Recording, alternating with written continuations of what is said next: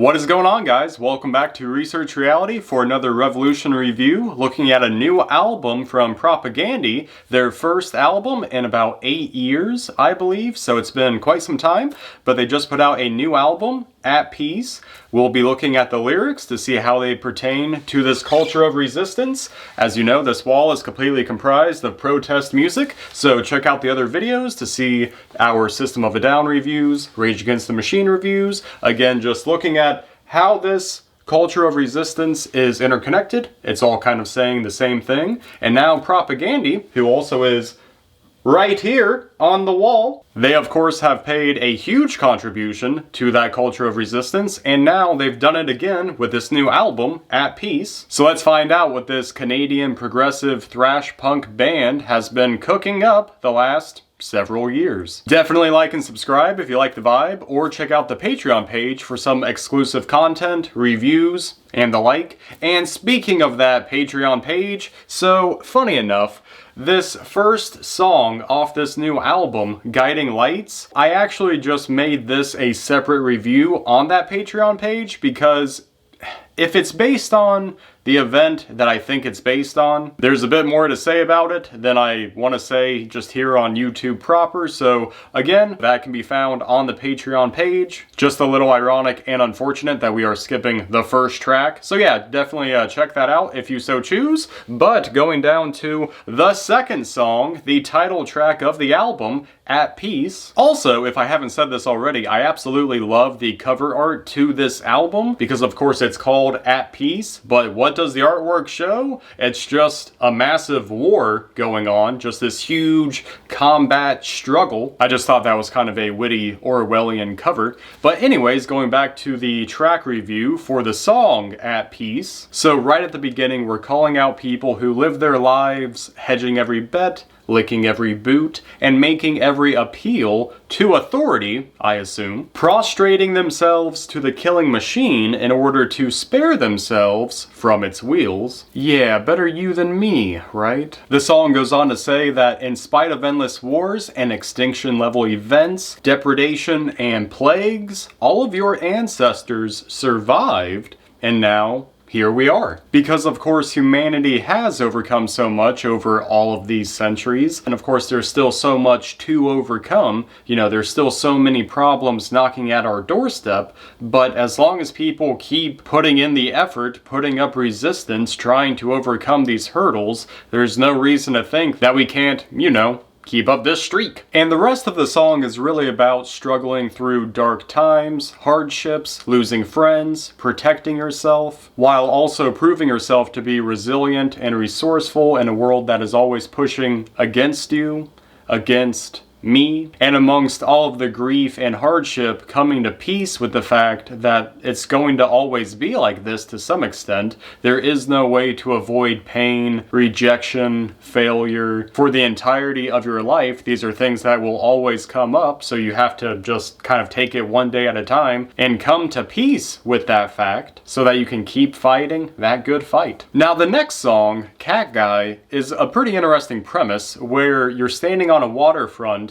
and out in front of you in the water you see your family dog drowning and you see baby Hitler drowning, and you can only save one, knowing that you're going to return to shore and the public will then judge you for which one you saved. So who do you choose? And it's my understanding that no one would know that it's baby Hitler necessarily except for you. So then you would be judged for saving the dog over just the poor baby. So which one do you value more? Of course there's going to be all the dog owners that would of course save the dog, you know, screw the baby, and I'm one of them. But while this question is paramount to the song itself, the actual gist of the song is more about hindsight than anything else. Because the second verse says, there's always someone in the future wishing to travel back in time to precisely where you are, sitting here, bored, completely senseless, wishing you were somewhere else some brighter future or a nostalgic story of the past. So my sense of this is that we don't know the right choice to make. We don't know how to predict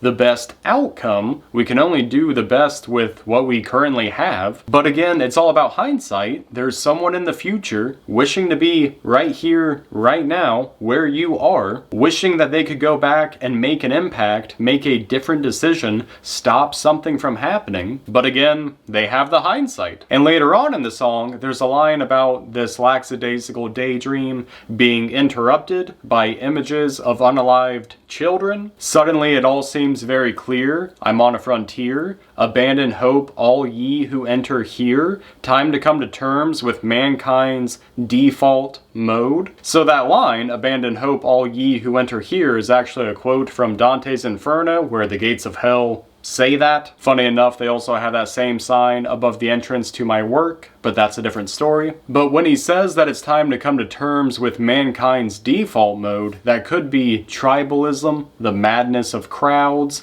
dehumanizing other groups. But that's where the title of the song comes into play, where at the end he just says that, hey, I can't swim, and I've always been a cat guy anyways, so I'm not making that decision. Moving on to the next track, No Longer Young. This one starts off with the narrator kind of meandering through life, feeling lost, and he says that in a world still at war, did we even try? I assume that means, did we even try to make a dent in this machine that is the war machine? But it also goes on to hammer this point that, for some of us at least, we are no longer young, time has dwindled, and this is all punctuated by the death of a friend, saying that there are no chosen ones, and that in the end, we all return to dust. Next, we have the song, God of Avarice.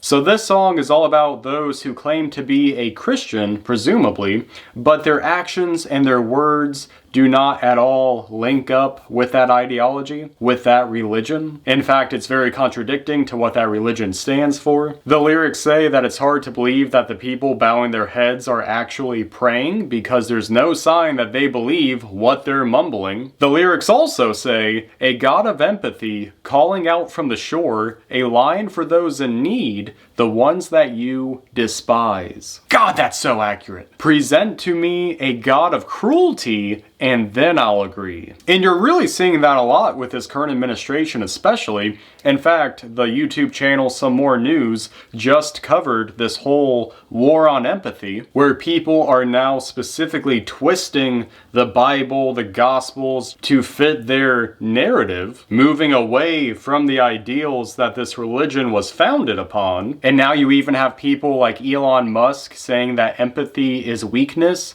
that empathy is just the worst thing for humanity. Says the world's richest man, greed, Elon.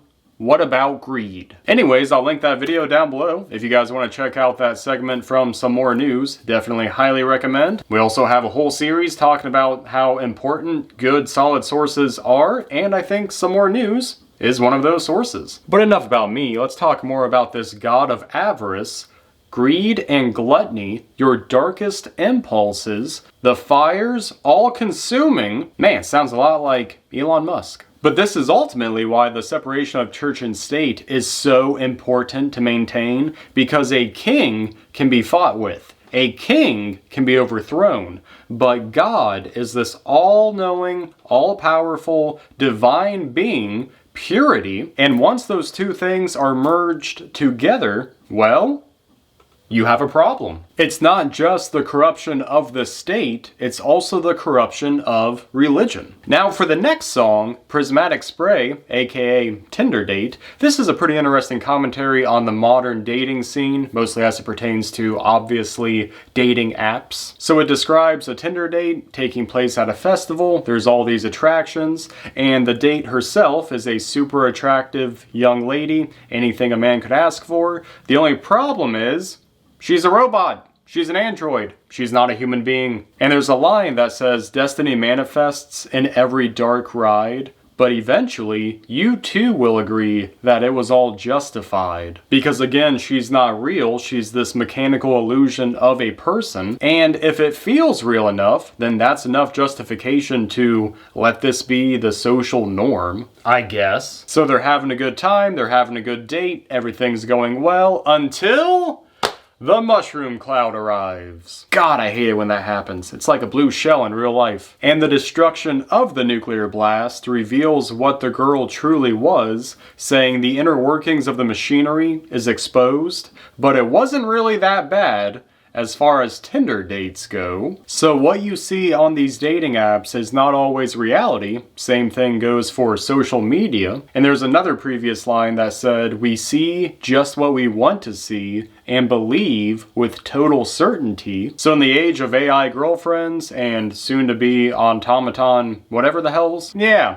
pretty interesting song, I would say. Which leads us to our next track, Benito's earlier work, which is probably my favorite song on the album. If I could only recommend one song for you to check out, it would definitely be this one. Benito's earlier work being an obvious reference to Benito Mussolini, of course the dictator in Italy, who was of course responsible for the rise of fascism leading up to World War II, while also nodding quite heavily in the direction of some other politicians. So this song starts off talking about how this time around they're doing things a little different than Mussolini did. Different than the March on Rome, or so it was called, where Mussolini and his followers marched on the Capitol to install their fascist regime. The song says that we will be inspecting the entrails of a society that's gone completely off the rails. Yep. That's accurate. Further down it says that there's a Venn diagram emerging from the midst, and I don't think that you're going to like what it suggests, saying that there are differences but also similarities to how the fascist regimes from the 1930s conducted themselves versus how maybe this current administration is conducting itself. Now I understand that fascism itself is a very specific term, but also it's worth mentioning that while history might not repeat, it does rhyme.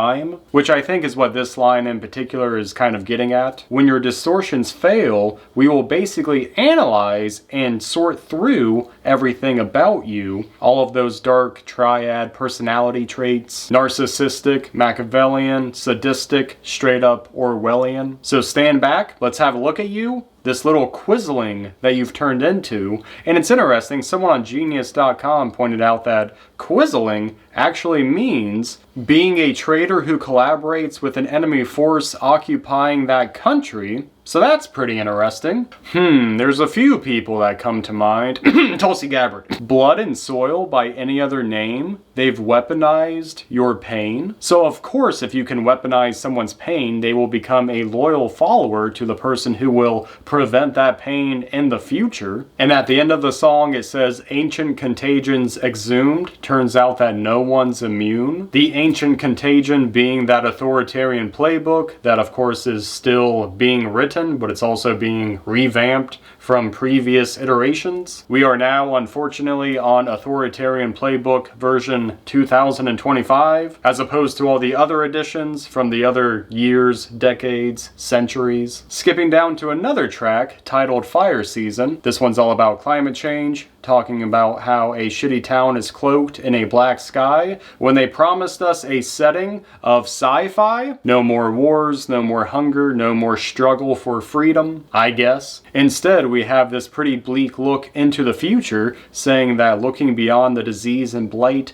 with burning lungs, rising tides, countless highways, sprawling cities, all roads lead to violent days. Mass migration, crop shortages, insect collapse, marine life collapse. A lot of this is already happening, of course, and that of course will lead to very violent days. There's another line that says, hope everything you love somehow survives. You know, like Starbucks or whatever you people like. Not great. Now the next song, titled Day by Day, it's all about the slow evolution of tyranny, where slowly things are being implemented to maintain and consolidate power, and how our colors are slowly being erased how now we only have beige and gray, which I take to mean that, you have red versus blue, Republican versus Democrat, but there is a lot of overlap between the parties. I understand that now in the age of Trump, there's definitely a lot more distinction, where one is more or less a cult, the other one is just a loose collection of everyone else with a huge corporate wing at the top. That's why Bernie Sanders was snubbed the way he was, along with numerous other examples. But ultimately, historically, they are pretty well aligned. The song goes on to say, school security, militarized cops, borders, armies, nuclear bombs, behind the walls, still no one feels safe. And while, of course, I can't speak for everyone, I think that sentiment is actually pretty on point. You can have militarized cops, you can have school security, but it's still not solving our root problems. The song says you can't go wrong praising the tyrants, which is actually, again, so true for this administration. Like even recently, they just had that meeting with everyone from Trump's cabinet where you had all the different heads of all the different departments, and they're all just sucking Trump's dick. Like literally, it was so gross just going around this table and you just have everyone just showering him with compliments, like very North Korea-esque. The song goes on to say, follow along, the story's in the works, and you thought you'd be watching from the sideline? Ha ha ha ha! No, buddy. This time, we're gonna be on the front line, I guess. Shout out to all the protesters, organizers, anyone that's joining the 5051 protests, the Tesla protests. People be out there putting in work. And now, concluding with the final track from this album, something needs to be removed, but maybe it's not you. So this song also has a rather powerful message saying that it's not about looking at a screen, the mundane scrolling, wondering what is this for, what is this life for. You were sent here with a gift, the song says, and you must use it. The gift is not glory, heroics, or recognition. It's not the hatred that our democratic leaders keep demanding from us. That reminds me of the line from Jesse Wells' new album, Middle, that we did a review of last week, where he says that hate is trending, hate is in, hate is now the new commodity. So it's not the hatred that our leaders are demanding from us. It's more mundane, it's more crucial. It will allow you to conquer chaos and doubt. But that great deceiver is talking in your ear, laughing with a discordant blast, terrified that one day you will grasp that creation does not make trash. You may feel ill-equipped, you may wander adrift, but you were sent here with a gift. Will you use it? And that gift, of course, is life. This experience, this existence. It's not about scrolling on your phone, playing on the computer. I mean, it's all well and good. Those things have their place. Everyone needs downtime. Everyone needs to turn their brain off from time to time. And actually, this final track plays into a number of themes that were prevalent on other tracks. Of course, time is always ticking. Time is always dwindling. It is a finite resource unless we have some kind of medical breakthrough talking about that sci-fi utopia from the Tinder Date song. But until that time, we do only have so many days on this earth. It's worth it to make it the most that we can. And while hindsight is 20/20, and you'll always want to go back in time and make different decisions, make different choices, ultimately you can still only do the best you can with what you have now, knowing that you can always strive for more. And really, overall, I dig this album. I think it's really good, and it's probably the hardest hitting album that we reviewed this year in terms of new releases. The songs are punchy, they have a lot to say, there's a variety of perspectives to consider, speaking out on a number of topics. But again, if there was only one song that I could recommend from this album, it would be Benito's earlier work, where I really just think that it's a good assessment of where we are now. It's pretty hard-hitting when it comes to the Trump administration. I think it's a valuable critique. And of course, guys, thank you so much for watching. Like and subscribe if you like the vibe. Check out other videos, other reviews. Leave a comment down below what you thought of this review, what you thought of this album, what would you like to see me review next. Also check out the Patreon for that exclusive review of the first track from this album. But until then, guys, thank you thank you again so much for watching. Stay well, stay safe, stay informed, and we'll see you on the next video. Later.